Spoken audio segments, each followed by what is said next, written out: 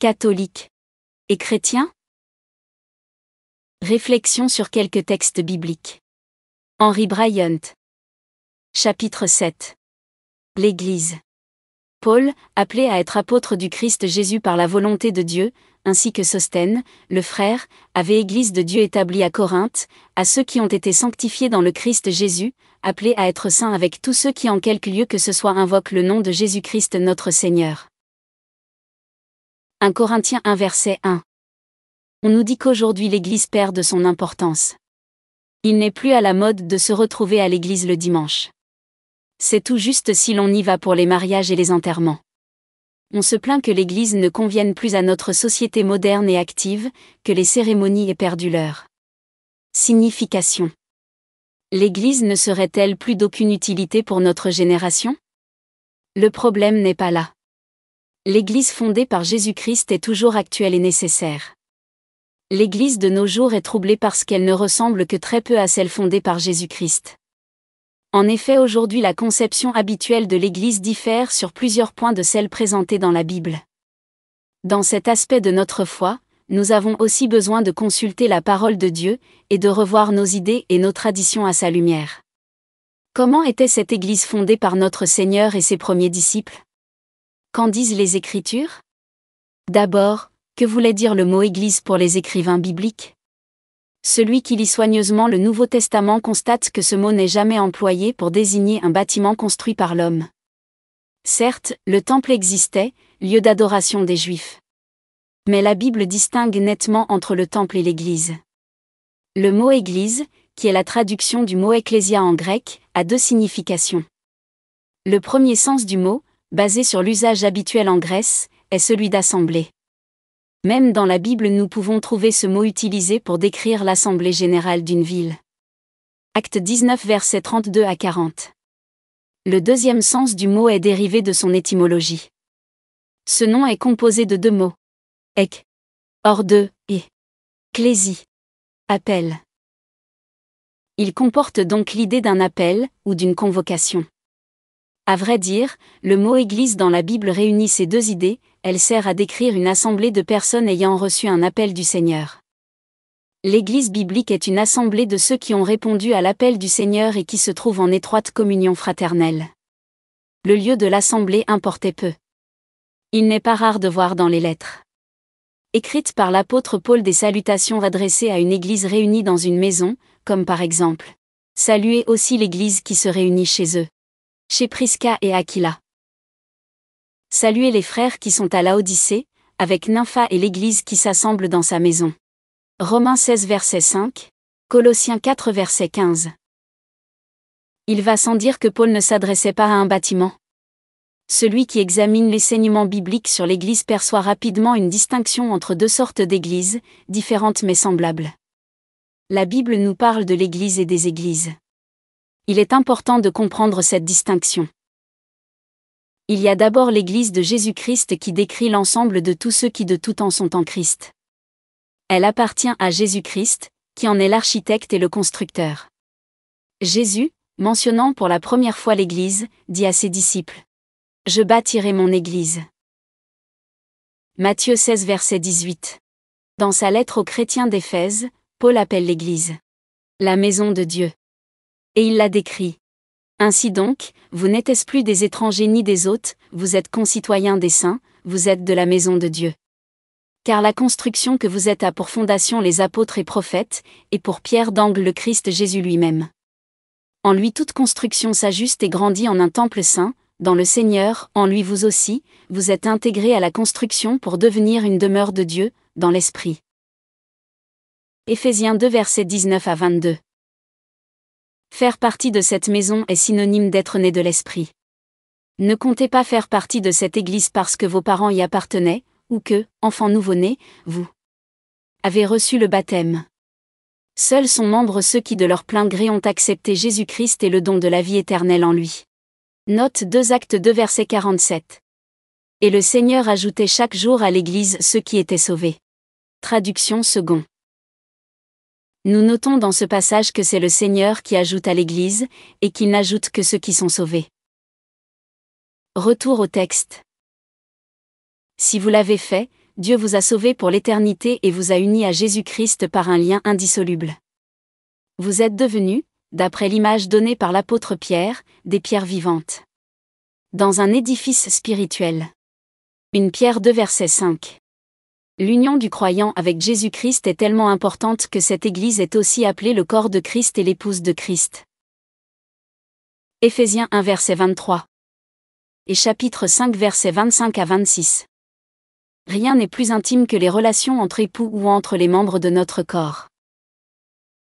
Rien n'est plus intime que les liens qui unissent un membre de l'Église de Christ à son Maître. Rien n'est plus précieux à Dieu que son Église, achetée au prix du sang de son Fils. C'est pour cela qu'il ne permettra pas qu'un seul membre de son corps lui soit ravi. Qui nous séparera de l'amour du Christ ? Oui, j'en ai l'assurance, ni la mort, ni la vie, ni ange, ni principauté, ni présent ni avenir, ni puissance, ni hauteur ni profondeur, ni aucune autre créature ne pourra nous séparer de l'amour de Dieu manifesté dans le Christ Jésus notre Seigneur. Romains 8 versets 35 à 39.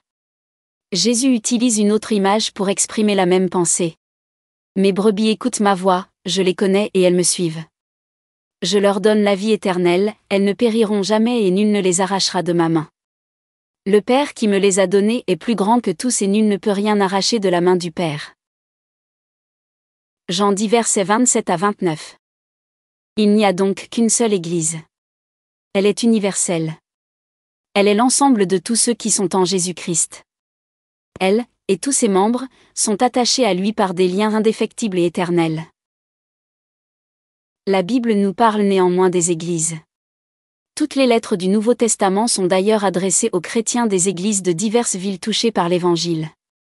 Nous pouvons nous former une idée assez précise de ce que représentent ces assemblées à travers la lecture du Nouveau Testament.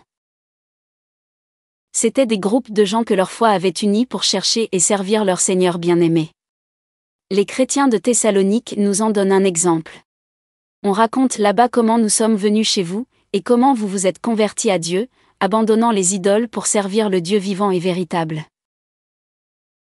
1 Thessaloniciens 1 verset 9. Les premières églises sont apparues partout dans le monde alors connues par suite du passage des porteurs du message de vie en Jésus-Christ.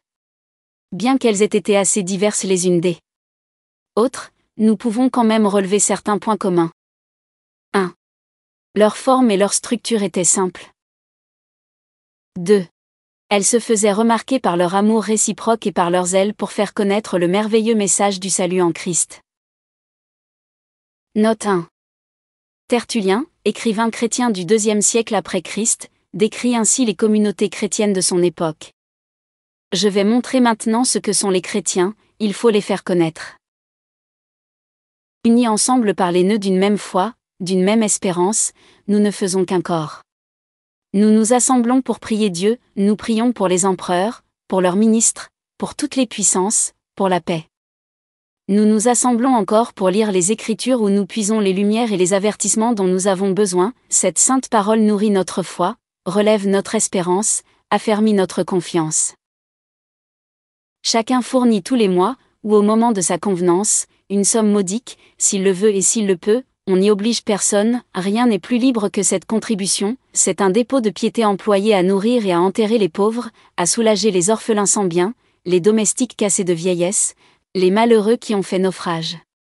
S'il y a des chrétiens condamnés aux mines, détenus dans les prisons ou relégués dans les îles pour cause de Dieu, ils y sont entretenus par la religion qu'ils ont confessée. Il se trouve néanmoins des gens qui insultent à cette charité. Voyez, disent-ils comme ils s'aiment, voyez comme ils sont prêts à mourir les uns pour les autres. Cité par J.M. Nicole. Précis d'histoire de l'Église. Page 40. Retour au texte. 3. Leur réunion était caractérisée par ces 4 éléments que nous donne le livre des Actes des Apôtres. Acte 2. Verset 42. A. Ils se montraient assidus à renseignement des apôtres. B. Fidèles à la communion fraternelle. C. À la fraction du pain, appelé ailleurs le repas du Seigneur. D. Et aux prières. 4. Dans chaque église ou assemblée, Dieu suscitait des dirigeants, nommés anciens ou évêques, et des diacres. 3 voir Philippiens 1 verset 1. Acte 20 verset 17 à 28. Nous constatons aussi parfois, avec tristesse, que ces églises, communautés d'hommes et de femmes, n'étaient pas plus attachées au Seigneur que ne l'étaient leurs membres. Nous trouvons souvent dans les pages du Nouveau Testament des avertissements solennels adressés à telle ou telle église qui ne suit pas le Seigneur dans une ou plusieurs de ses responsabilités. Apocalypse 2 verset 3. Les églises mentionnées dans le Nouveau Testament sont différentes de l'église de Jésus-Christ. Certes, elles devaient la refléter, dans la mesure où leurs membres étaient de vrais chrétiens attachés à Jésus-Christ. Elles étaient nécessaires, et elles le sont encore. Mais elles n'étaient utiles que dans la mesure où elles restaient fidèles au Seigneur et à son enseignement. Cela est également vrai de nos jours. Si nous avons parlé de l'Église dans ce livre, c'est afin d'en souligner certaines implications pour tout vrai croyant en Jésus-Christ. Nous voulons maintenant relever quelques principes importants concernant notre responsabilité envers l'Église de Jésus-Christ et les Églises, si nous sommes de véritables chrétiens. 1. Méfions-nous des étiquettes. Nous cherchons en vain dans le Nouveau Testament les noms courants de nos jours. Catholiques, protestants, etc. Nous y trouvons plutôt ces termes. Disciple, celui qui suit son maître. Chrétien, terme de mépris pour désigner celui qui était un disciple du Christ. Et les saints, mot toujours au pluriel dans le texte et qui désigne les chrétiens de l'époque. Il vaudrait mieux conserver ces termes-là. L'Église de Jésus-Christ est composée de tout véritable chrétien quelle que soit son appartenance humaine. 2. En revanche, faire partie d'une Église n'est pas la garantie d'une attache au corps de Christ. Dieu seul connaît ceux qui sont à lui, et nous serons certainement étonnés un jour de voir lesquels seront comptés dans son Église. À la naissance de notre Sauveur, ce sont de simples bergers ou des mages de Babylone qui sont venus lui rendre hommage, et non les dirigeants de son propre peuple. Plus tard, ces dirigeants s'opposeront même à lui. Dans un de ses discours, le Seigneur parle de la surprise des gens devant son jugement. Ce n'est pas en me disant « Seigneur, Seigneur », qu'on entrera dans le royaume des cieux, mais c'est en faisant la volonté de mon Père qui est dans les cieux. Beaucoup me diront en ce jour-là « Seigneur, Seigneur, n'est-ce pas en ton nom que nous avons prophétisé? En ton nom que nous avons chassé les démons? En ton nom que nous avons fait bien des miracles? » Alors je leur dirai en face. Jamais je ne vous ai connu. Écartez-vous de moi, vous qui commettez l'iniquité. Matthieu 7 versets 21 à 23. Que de fois Jésus parle de ceux qui se croient pour lui, mais qui sont en réalité contre lui. Il est certain qu'aujourd'hui dans nos églises, plusieurs ne font pas partie de son église. Ce n'est pas pour juger que je dis cela. Un seul peut juger. Dieu. C'est pour avertir, pour réveiller. Vous êtes catholique par tradition, par naissance, par baptême. Mais êtes-vous chrétien? Membre de son Église? Joint à lui par une naissance d'en haut? Il est toujours bénéfique de sonder notre vie à la lumière de la parole de Dieu. Il n'est jamais trop tard pour accepter par la foi son invitation. Je suis le pain de vie. Qui vient à moi n'aura jamais faim, qui croit en moi n'aura jamais soif. Jean 6 verset 34. 3. L'appartenance à une église n'est donc pas une garantie de la vraie vie en Christ. Cependant, il ne faudrait pas en conclure que l'église n'est pas importante pour celui qui désire suivre le Seigneur. Au contraire. Tout dans la vie actuelle semble militer contre une vie de réflexion et de méditation. À notre train de vie accéléré, il faudrait encore ajouter la télévision qui s'empare trop souvent du peu de temps libre qui nous reste. Il est bien difficile de suivre fidèlement le Seigneur sous un tel régime. Nous avons terriblement besoin de nous encourager les uns les autres. Celui qui devient chrétien devient membre du corps de Christ, et dépend non seulement de la tête, qui est Christ, mais aussi de tout autre membre du corps. Éphésiens 4 versets 15 à 16. Il serait difficile, sinon impossible, de rester fidèle au Seigneur sans profiter de ce moyen divin de croissance et d'encouragement qu'est la communauté chrétienne. D'ailleurs Dieu nous le commande. Ne désertez pas votre propre assemblée, comme quelques-uns ont coutume de le faire, mais encouragez-vous mutuellement, et d'autant plus que vous voyez approcher le jour. Hébreux 10 verset 25. Il est donc indispensable que chaque vrai croyant s'engage, si possible, dans une assemblée de chrétiens, là où il habite. La taille et la dénomination importent peu. Jésus a dit. De même, je vous le dis en vérité, si deux d'entre vous, sur la terre, unissent leur voix pour demander quoi que ce soit, cela leur sera accordé par mon Père qui est aux deux. Que deux ou trois, en effet, soient réunis en mon nom, je suis là au milieu d'eux. Matthieu 18 versets 19 à 20. L'important est donc de se réunir en son nom, entre véritables chrétiens et cela pour les raisons données par Dieu lui-même. Voir Actes 2 verset 42, et Hébreux 3 verset 12 à 13. La prière, l'exhortation mutuelle, et l'enseignement des apôtres. Si nous connaissons le Seigneur, nous allons rechercher cette communion comme l'une des grandes priorités de notre vie, quitte à laisser de côté certaines activités auxquelles nous prenions plaisir avant de le connaître. Il est certain que cela peut parfois exiger de grands sacrifices pour quelqu'un qui vient au Seigneur. N'oublions pas pourtant combien a été grand le sacrifice de notre Sauveur en notre faveur. Rappelons-nous également le principe fondamental de toute la vie en Christ. Car l'amour du Christ nous presse, à la pensée que, si un seul est mort pour tous, alors tous sont morts. Et il est mort pour tous, afin que les vivants ne vivent plus pour eux-mêmes, mais pour celui qui est mort et ressuscité pour eux. 2 Corinthiens 5 versets 14 à 15. Nous savons que celui qui se donne au Seigneur, et qui est prêt à tout laisser, si nécessaire, pour le suivre, reçoit plus qu'il n'a laissé. Une fois que nous avons connu l'amour fraternel et la véritable assemblée chrétienne, nous savons combien cette communion est précieuse et rafraîchissante. Cette sorte d'église ne sera jamais démodée. C'est aujourd'hui que nous en avons le plus grand besoin.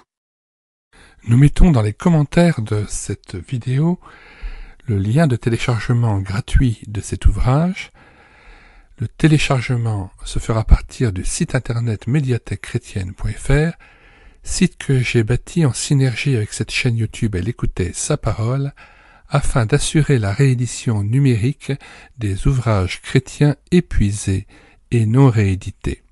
Comme l'était cet ouvrage, nous vous invitons donc à vous rendre sur le site internet médiathèquechrétienne.fr afin de pouvoir profiter et de pouvoir télécharger gratuitement les 800 ouvrages que nous avons déjà numérisés et mis à votre disposition. Il n'est nul besoin de s'inscrire, vous pouvez directement accéder à partir de la page d'accueil à l'onglet Livres et là regarder les dizaines d'auteurs et les centaines d'ouvrages qui sont déjà disponibles en téléchargement gratuit. Si vous voulez connaître les différents ouvrages que nous numérisons tous les jours et présentons sur cette chaîne YouTube Elle écoutait sa parole, les audiobooks que nous prenons en charge, les albums ou BD que nous lisons avec caméra de document, mais aussi les cantiques que nous mettons en parole, afin de nourrir votre louange individuelle ou en assemblée, abonnez-vous à cette chaîne YouTube Elle écoutait sa parole. Nous vous disons au revoir et à bientôt.